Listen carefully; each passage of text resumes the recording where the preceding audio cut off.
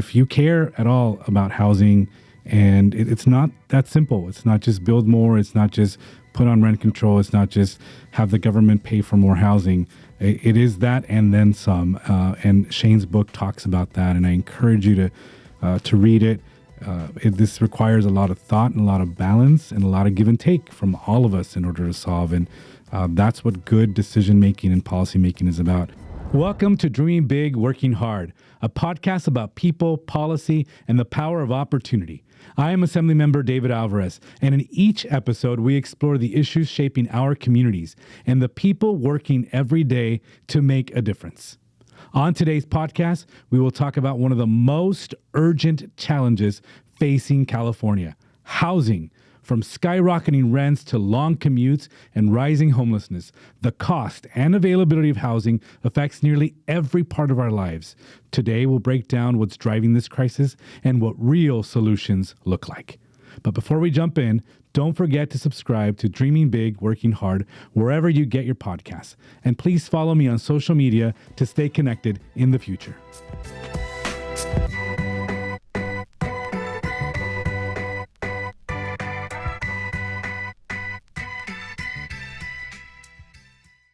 I'm thrilled to welcome a guest who needs no introduction in the world of housing, Shane Phillips. Shane is a housing aficionado, policy expert, and the author of The Affordable City: Strategies for Putting Housing Within Reach and Keeping It There, a must-read guide for anyone serious about solving the housing crisis.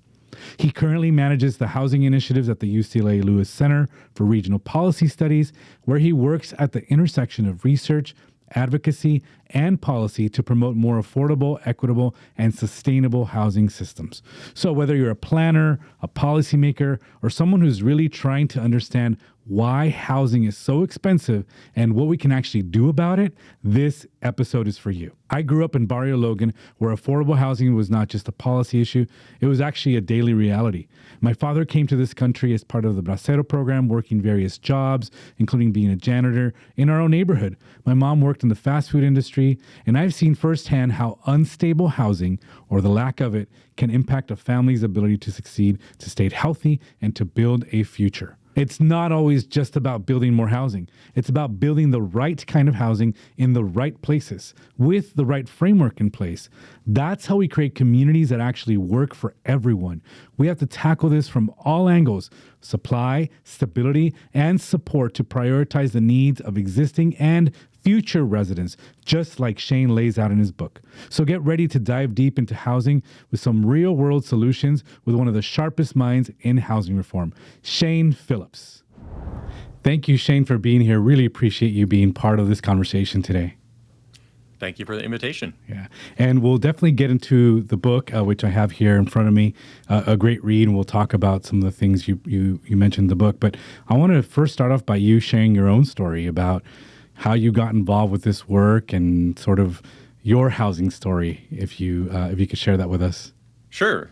Well, I wouldn't say I have a specific moment or specific experience that really turned me on to housing. I think it was more of a slow burn in my case. I think, like many people, I did not know that urban planning was a field until my mid-20s or so. I had been working in a research lab doing tuberculosis research in Washington State at the University of Washington in Seattle. And I had moved to the city from growing up in the suburbs my whole life. And it was the first time since age 16 I didn't have a car.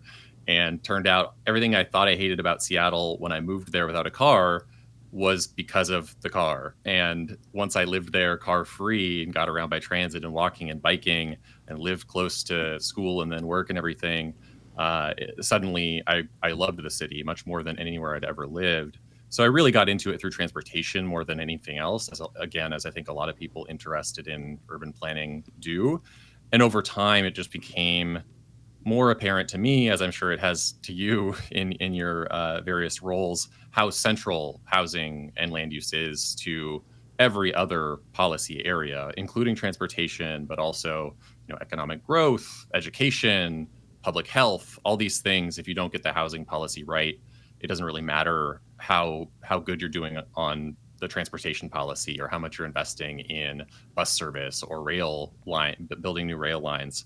So that was really it for me. And I think I have, some personal experiences with housing, housing instability and really struggling kind of right out of high school, living with friends in a house with no heating and sharing a room and struggling to spend a couple $100 a month on housing. And I think that experience and that feeling has always stuck with me and makes this issue of affordability a very personal and visceral issue for me. So we have a little bit of a shared story there.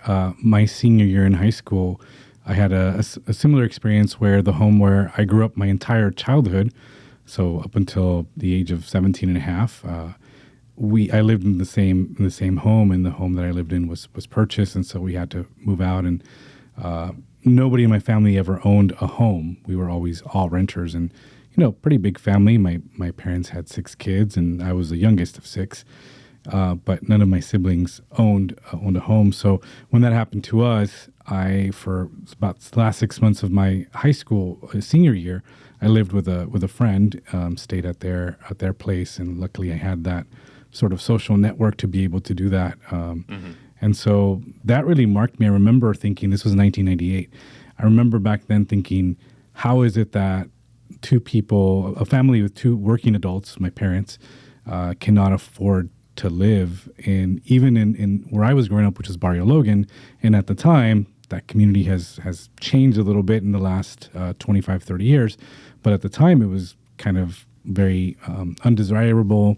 There was, high crime rates and all that. And so nobody really wanted to live there, yet we still couldn't afford to live there. So that was a very important and impactful moment in my time in terms of the housing, my housing story. And then obviously once I got married and thinking about where am I going to raise my kids, all those things come into mind. So appreciate you sharing your personal story there. I wanted to ask you about what other people tell you about housing. You get into the book a little bit, and like I said, we'll get a chance to talk about, but what do you hear from people? Because what I hear from people as I go to town halls, or people talk to me in the community, or when I was going door to door talking during campaign seasons, the number one issue I always kept hearing was, where are my children going to live? Where are those opportunities for them if they want to stay in San Diego, Chula Vista, the areas that I represent? Where are they going to live? Because it's become so unattainable, so unaffordable. Yeah. I could not live in where I live now. I could not afford to do that. So I wonder, what stories do people tell you, knowing that you're involved in the housing issue?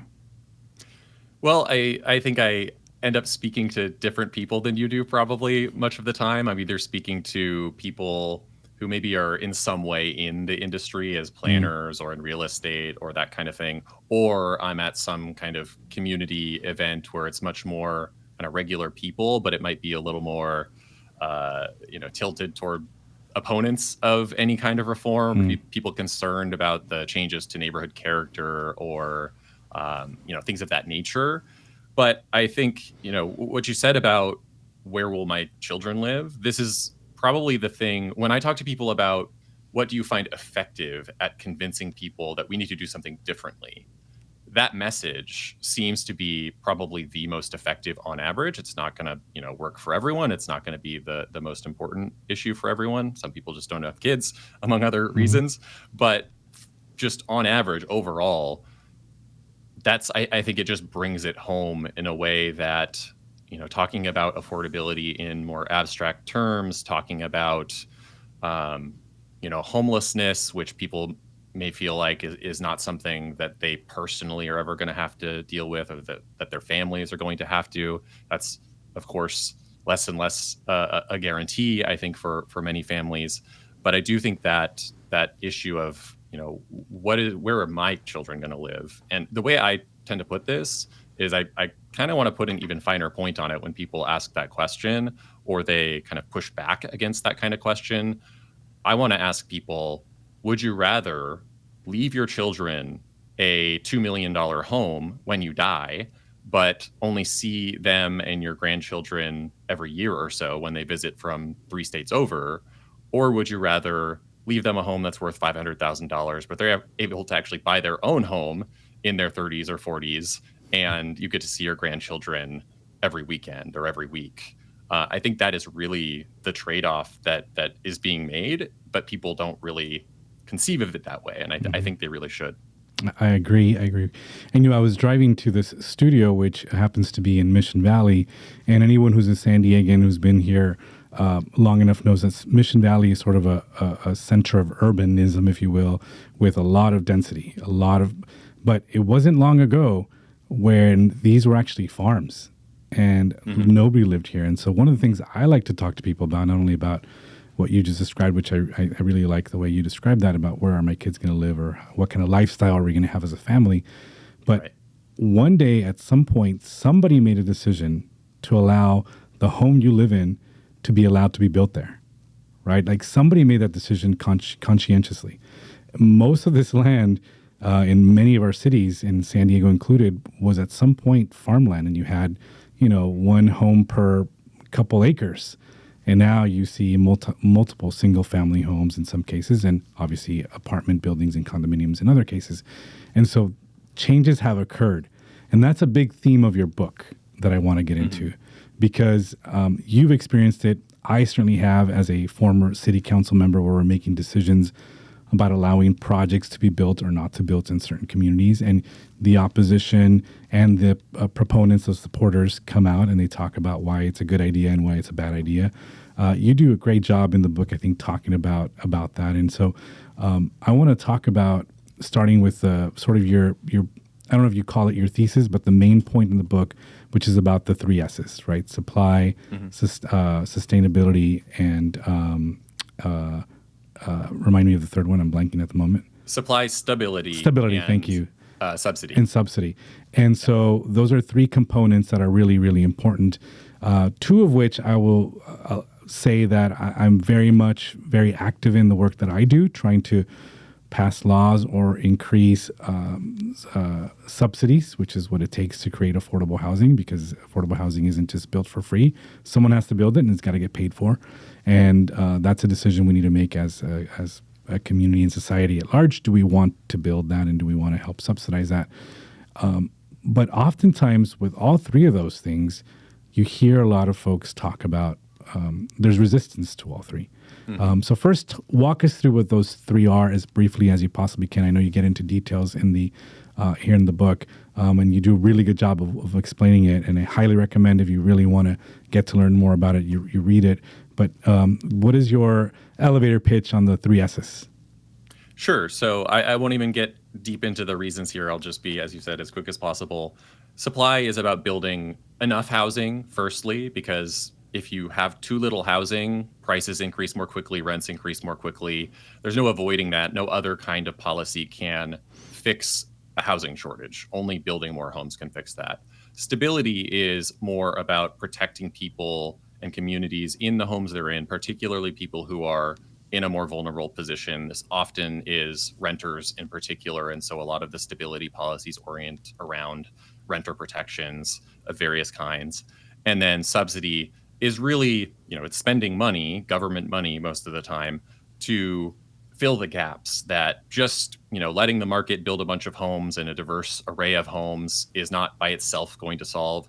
And enacting things like just cause eviction protections or rent stabilization will not fix either. There's people for whom you're going to need to provide them some resources, maybe for a long time, maybe just temporarily, to help them afford housing, get back on their feet, and continue on with their lives. And so it's really about bringing all those things together, and not letting yourself become someone who is, pro-supply, but doesn't really care about the other things.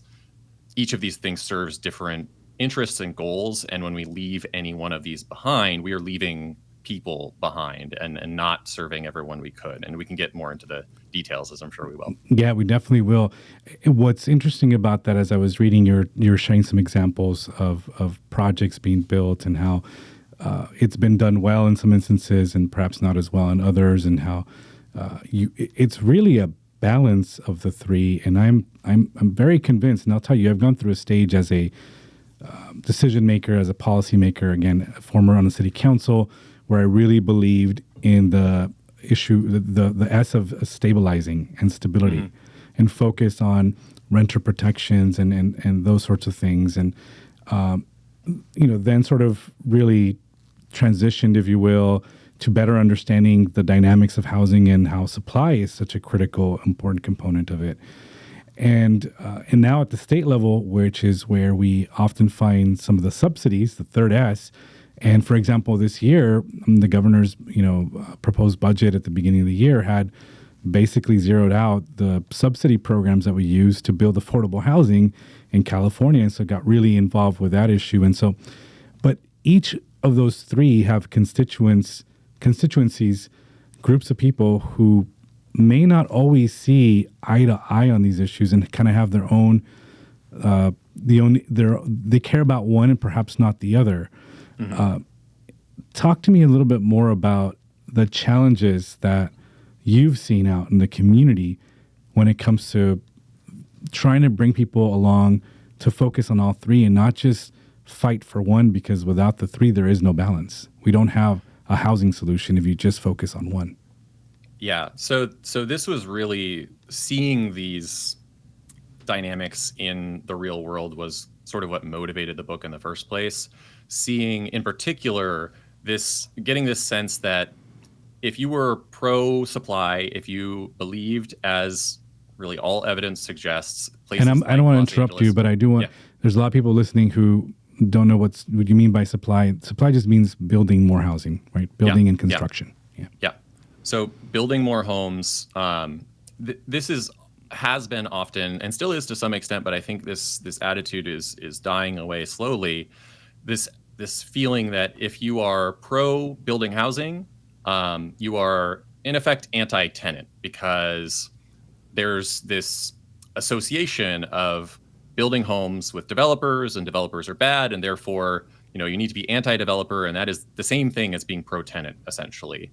And that the reverse is also true. People who are pro-housing often feel like they need to be anti-tenant protections, not because they don't care about tenants, but because there is research showing that if you enact tenant protections like rent control that are too strong, you can actually kind of kill off the market for most new housing, and the net effect of that can actually be people overall are worse off because the rents and home prices across the market just increase more quickly.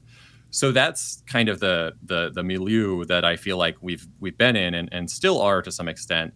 But my argument is really just, again, you have to address these different needs. There are people who, if you're a middle income household, subsidies aren't going to help you because you're not eligible for them, and we don't have enough subsidies to serve people in the middle and up. If we were, that would mean we're subsidizing housing costs for more than half the population, which is just, I think, never going to be feasible. And in the same way as, something like rent control really does help people who have been in a unit for a long time. Their local community maybe has experienced a lot of gentrification, not necessarily because of development or anything, but just because it happens in different places because, a new big company opens up nearby, or just there's a recovery in the economy. And so people are benefiting from that. But if you're moving in from another place, if you're starting a new household, rent control in that moment is not helping you at all. And so the point really is just that there's a whole bunch of different needs we need to meet. And a point we may want to talk about in a little more detail later on is a lot of these things are something that might seem like a supply policy, can often also be something that is directly related to stability, for example. So I'll give you a specific example here, which is historically we have tended to allow multifamily housing, denser, more affordable types of housing in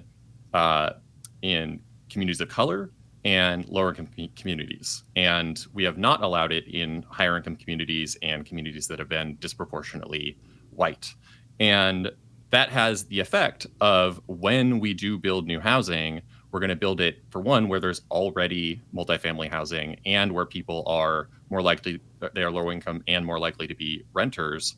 And so you are really you're requiring new development to displace relatively vulnerable households and renters specifically. If you were to allow denser housing, apartments, condos, et cetera, in middle income and higher income communities, which we have traditionally not done much of, but are doing a much better job of in recent years, then what you've got is, to the extent that you are displacing anyone, it's often going to be a single family home. And it's often going to be, most cases, going to be a homeowner who is voluntarily selling. As you know, I think your case of your childhood is a perfect example, actually, of the kind of situation that is going to happen no matter what. But Naturally. our policy really makes it the most likely outcome, and it should be a rare outcome. And only when you allow that kind of development in other places are you going to direct it away from the places where it's going to do the most harm. And we've seen policies like this. I mean, again, when I was on the city council in San Diego, we attempted to put forward a policy, council policy is what we would call them, about balanced communities, which is where we attempted to ensure that there was different types of housing for different types of income levels throughout the city. Because if you know San Diego, it's definitely geographically diverse, and its diversity in geography almost always is exclusively or aligned to the type of housing. So you see a lot of higher end single family types of communities in some parts of San Diego, and just what you described, more dense, more mid-rise types of buildings in other parts of San Diego where you tend to be working class and lower income families. And so cities are struggling with that, right? And there are a lot of fights that we hear about, if you want to call them that, in communities where people often use the term, and I'd love to get your perspective on, maintaining community character is what we hear quite a bit, right? We don't want that new project does not fit in this community, does not fit with the type of community character that we are. Tell me about your thoughts on the use of that type of, argument that is almost universally heard at any time that anybody's going through a process of approving a project that is a little bit different than what the neighborhood is today. Yeah, so this, and I should say, this is a topic that comes up not just in California, but all over the country. I'm sure all over the world. I have spoken in a lot of different places across the country recently: Indianapolis, Tampa, Flagstaff, Dallas. It's exactly the same argument everywhere. Everyone, understandably, most people live in the place they're in because they care about it and they like it. And if you like the place you're in, it's understandable that you would not want it to change dramatically. And people are afraid that that's going to happen. I think part of this is there's kind of two ways I think about this. I guess I would put it as the negative reason and the positive reason for being open to change. The positive reason is just all the places that we love were built at some point, and we can make the places we live in and love better than they are today. The places we live would not exist if that weren't true. And so I think there just needs to be a more optimistic perspective on what community character is, and seeing it as something that is evolving and getting better over time with our guidance as community members and others involved in that process. The negative reason, though, I think, is recognizing that when you prevent, say, allowing a fourplex or any fourplexes or accessory dwelling units or any kind of more affordable housing in your community, you are preserving the built environment, but you are not preserving the community. Because when you do that, you are essentially ensuring that the people who come in after you are going to be considerably wealthier on average than the people who live there now. And so at the end of the day, I think you have to choose. If you live in a place where people want to live, this is not a problem if you live in a place that's losing population. But most of us in California are fortunate to live in places where people really want to live and start families and move and start businesses and everything else. And here, the challenge really is, or the trade-off is, do you want your community's built environment to stay the same, just the buildings themselves, or do you want the neighbors to stay the same? or be the same kind of people. And I think, for most of us, certainly for me, when we think about neighborhood character, I think the neighbors are the most important part of that. And so if changing the neighborhood incrementally, year after year to make it possible for the neighbors who are here now to stay and people like them to continue living and coming to and staying in that neighborhood, I think that should be the priority. And I think most people, given those two choices, would choose the same, but a lot of people don't really, it's just not part of their daily life to think about this, that they think if they stop the physical built environment from changing, that is the same as stopping changes to the community more broadly. And it's unfortunately not true. There's one thing you said that really caught my attention right now that I think is important to just highlight and maybe talk more about.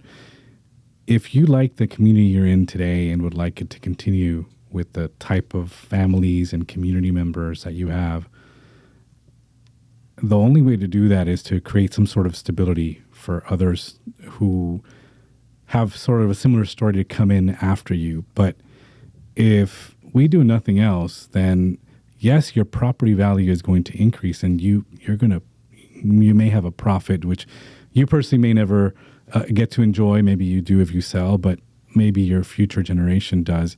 But that also means that those who come into that house next are going to be significantly wealthier, and that's for a variety of reasons in California. One, we have Prop 13, which protects our taxes for when we buy, which means when you sell and the next person buys, they're going to be taxed at a much higher rate, which requires likely more income in order to be able to afford that higher rate.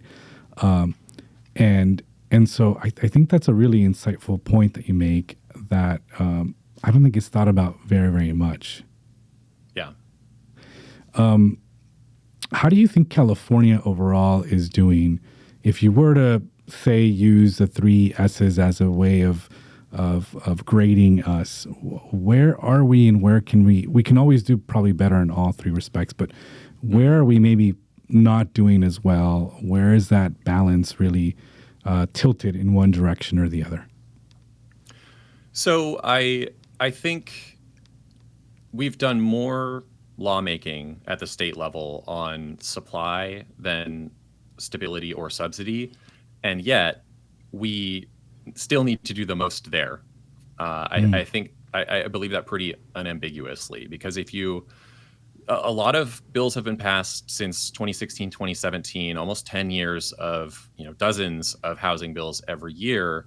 But for a variety of reasons, it just hasn't yet moved the needle all that much. Some of that is because a lot of these, nominally supply bills, they're really more planning bills. They're about requiring cities to plan for more housing in the future. And that's a very long-term process. And so laws that passed in 2017, 2018 were not really implemented until cities had to update their housing elements in 2021, 2022. And then they have several more years to actually change their zoning to kind of live up to the promises in those housing elements. So laws that passed literally 8 years ago are kind of just starting to bite now in some ways.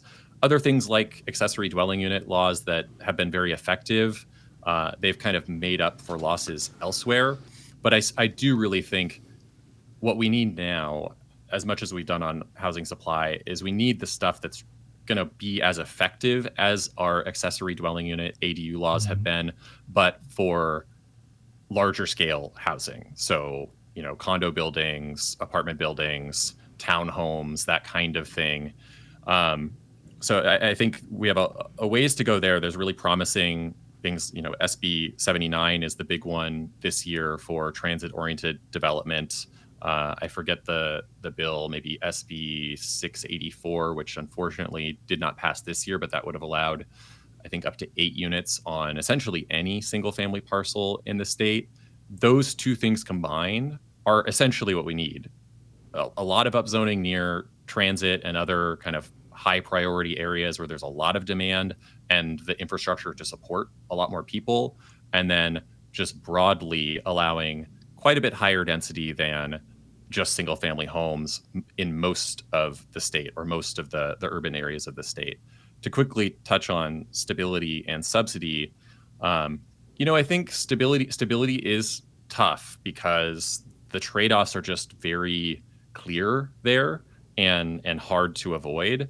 I think we've done a pretty good job in terms of expanding protections for households against eviction for no cause. So there has to be a reason on the landlord's part for evicting you. It can be something like we're redeveloping the property or converting it to an owner-occupied unit or something like that. But generally speaking, it protects people against sort of, just being evicted for almost no reason.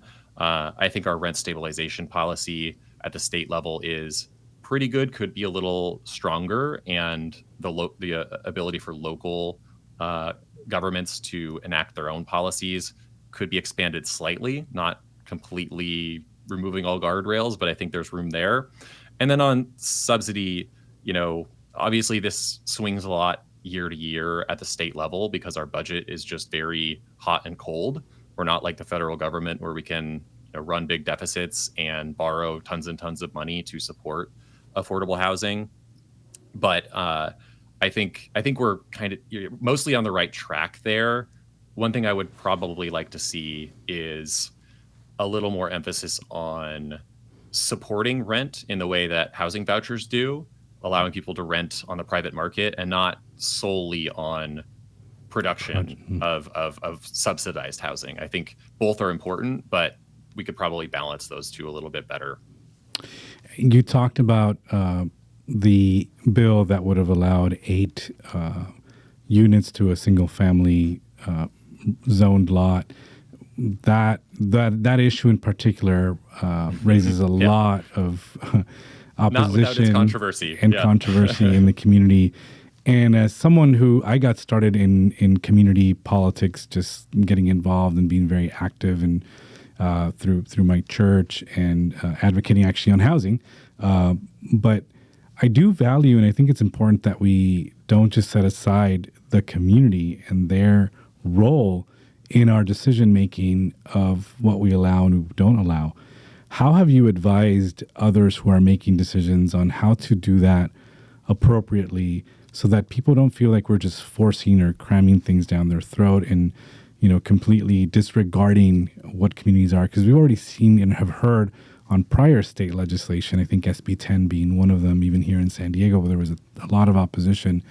How do we ensure that we provide a real space for community to provide the input so that they feel, I think it's important and necessary so that they can feel that they're part of the solution. But oftentimes it does get hijacked into this is just, ruining our lifestyle. And so how do you advise people to approach that? So I think maybe there's a few answers to this. One is this is more of a local government approach, I think.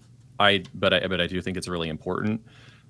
For a long time, our approach to housing approvals, to community planning, urban planning has been, we're going to create these plans that involve a decent amount of community outreach. We're going to have public meetings. We're going to invite people to share their comments on, the plans for this whole neighborhood. Maybe it's a few square miles or what have you. Maybe it's the whole city if it's a smaller city. And then when a developer comes forward and says, I would like to build a project that meets these requirements that you've outlined, then we have more hearings to decide whether this thing that we said in our plans we want to do, whether we actually want to do it or not, or whether maybe we want to demand more parking or more affordable units or less height or what have you.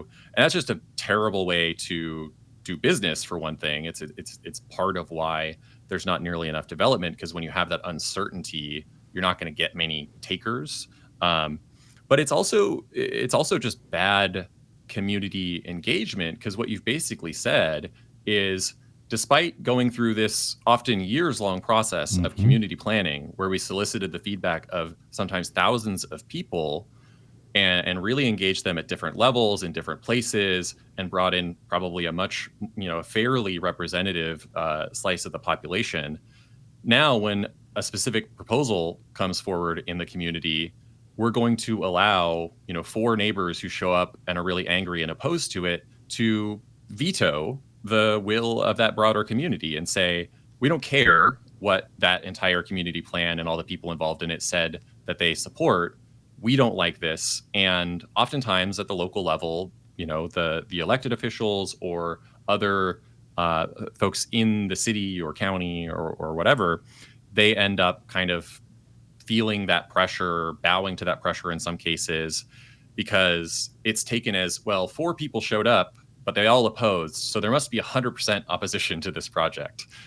My view on it is 4 people showed up, and there were thousands who were notified about this, and none of them felt so strongly that they needed to show up and oppose it. Of course, it's hard to get people to come out to support a project like that because they're not going to live there, or they don't know if they ever end up doing it. But I think that is just like a really important way that we have been changing things at the local level over time, is to invest a lot more in the upfront community planning process, where you actually are engaging people more deeply and at the community level, not just what's going to happen on this specific parcel, and doing a lot less of these public hearings that are about, this project that complies with the zoning and building code and everything, but do we really want it? And let's talk about yes or no. I think the community plan is the time for that decision. At the state level, and I'll just be quick here, I think this is more challenging. I think this state intervention is really important because there are some good actor cities, but there's also a incentives problem here, where any individual city is pretty motivated to not try to solve the housing shortage and the housing affordability crisis on its own, because if it does everything it needs to, if it builds a lot of housing and spends a lot of money on subsidies and everything else, but none of its neighbors do, then it's not going to move the needle. And so if you're looking around and seeing a bunch of neighbors who you think are unlikely to do something, it's hard for you then to take the position of, well, we're still going to go forward and do this thing, even though we know it's not going to be enough.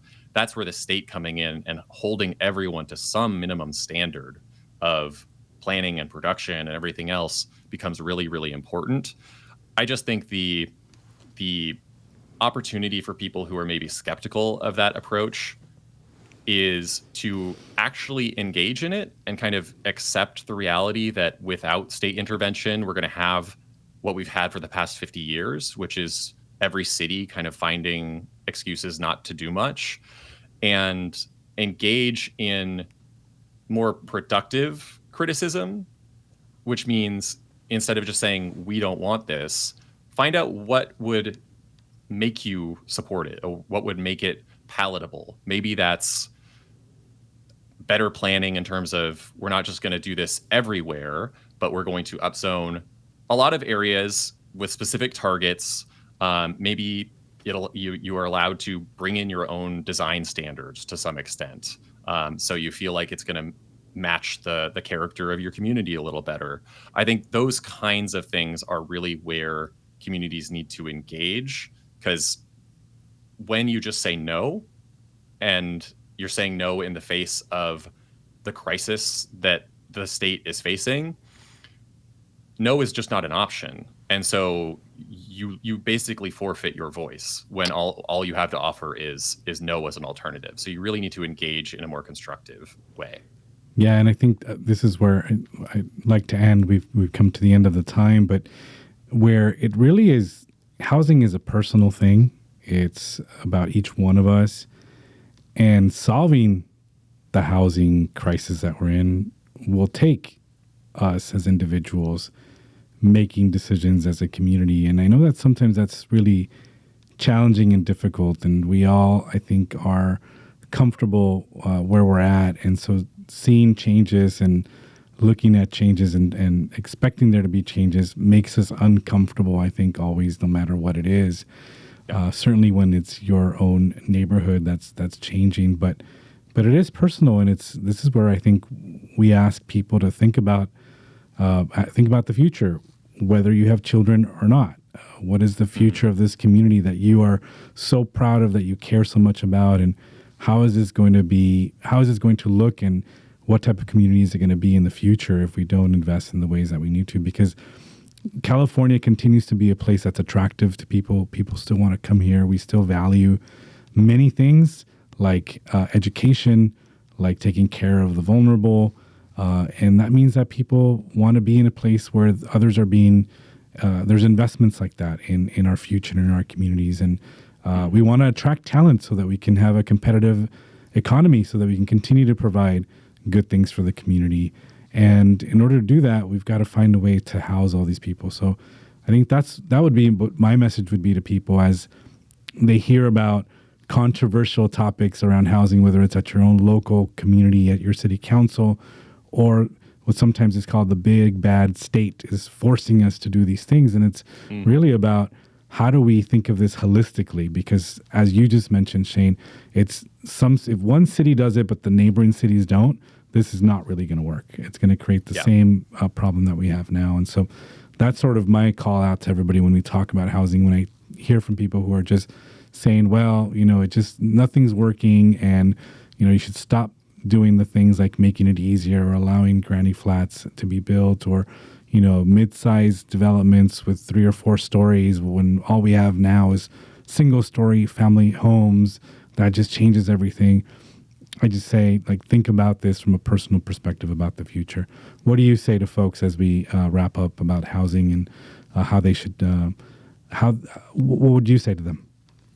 Well, I kind of building on what you were saying and my earlier point about the role of the state, I think part of how I try to sell this to folks, and I genuinely believe this is not just a messaging thing, is when everyone is required to contribute at the community level, and not in every individual, but every community is required to add something to the housing stock, bring something that they don't have right now, something more affordable often than is on offer right now. No one actually has to do that much. If every community in California was growing by 1%, 2%, that would be 2% would be about 4 times more growth than we're seeing right now. But it would still not be that much. Think about what it would actually look like for your community to add 2% to its housing stock in a year, especially if you're allowing 4 or 6 or 8 units on parcels, maybe along kind of main roads in a single family neighborhood. That could be literally 3 parcels in a year being redeveloped. And that would be a very significant increase. I think it's just important to look back on what's been done so far. And you were talking about people saying, we need to stop this, it's too much. But housing production has barely budged so far. And so the concerns, while I totally understand where they're coming from, and I think it's possible to go too far and do too much, if you just look at the reality of where we're at, we are still just not building a lot more. And so it's clear we have more to do.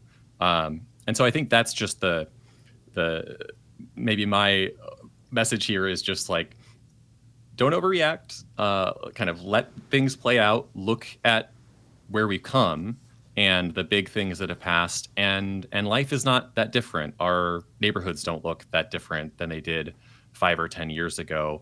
And they're not actually going to have to look dramatically different in most cases in the future to be more affordable. They just need to change a little bit faster than they are right now, and more so in the built environment rather than the neighbors themselves, ideally. Well, Shane, I want to thank you so much for being here today and having this conversation as we try to talk about topics that matter to people through this podcast. Just want to point out again, The Affordable City is the book that Shane has written. Shane, you're contributing a lot to the conversation in the state of California. I appreciate you for that. As a policymaker, allows us to have dialogues. If you care at all about housing, and it's not that simple. It's not just build more. It's not just put on rent control. It's not just have the government pay for more housing. It is that and then some. And Shane's book talks about that. And I encourage you to read it. This requires a lot of thought and a lot of balance and a lot of give and take from all of us in order to solve. And that's what good decision making and policy making is about. And that's what Shane's book brings. And that's why I thank you, Shane, for being here today. Well, thank you for having me, and thank you for your work on the San Diego City Council and now at the State Assembly as well. Thank you. If you enjoyed today's episode, please make sure to subscribe to Dreaming Big, Working Hard on Spotify, Apple Podcasts, or wherever you listen, and follow me on social media for updates on new episodes and behind-the-scenes stories. I'm David Alvarez. Thanks for listening to Dreaming Big, Working Hard. Until next time.